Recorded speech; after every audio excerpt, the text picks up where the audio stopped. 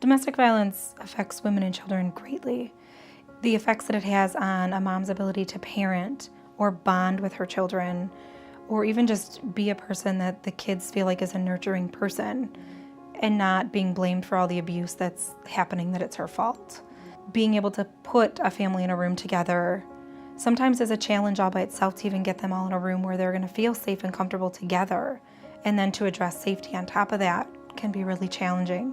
While I do believe that we live in a world where people are maybe starting to get how really crummy domestic violence is, there's so much more information that we need to put out there, and I think that the family safety planning research study is really, really important to do that. By family safety planning, we're talking about working with kids who've witnessed or experienced domestic violence and the non-offending parent. So for us, it was usually mom. And it was meeting with them together as a family to figure out what techniques they already knew in regards to safety and what things maybe we could improve on to try and reduce their risk of harm. I think the family safety planning study was a great example of the kind of social action research, community-based research that the Research Consortium on Gender-Based Violence does, because it started when the director of Turning Point and I went to a conference in California. And she went to this presentation on family safety planning being used, and she got really excited about doing it. And I was able to tell her that it was being done a little bit in Pennsylvania and Minnesota, but nobody had been evaluating it or had an idea of whether it was working. Then the staff here really, I would say, took up the cause and basically said, this is something that we need to do in the best interest of survivors and et cetera, empowerment.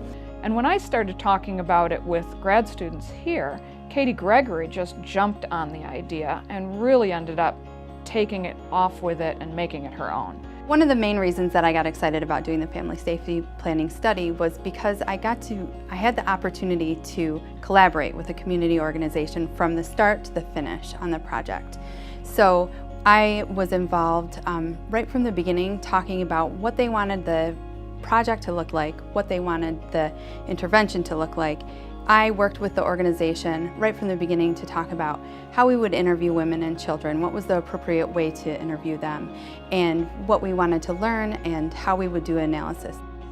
The project wouldn't have happened without the collaboration, so it was a very important piece. When families leave here, we always sat down and talked a little bit with the kids about, well, what can you do in case the violence happens again?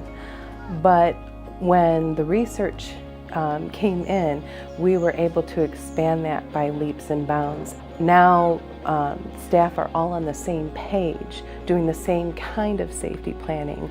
We're hoping to have a manual published very quickly here about how to do the sessions.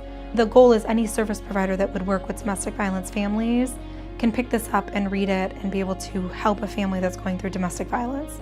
And we are also working on a couple of different articles to get the information out to the broader community so people can learn about family safety planning and be able to implement it in their own programs. We didn't have the time to sit down and really go, why is this working?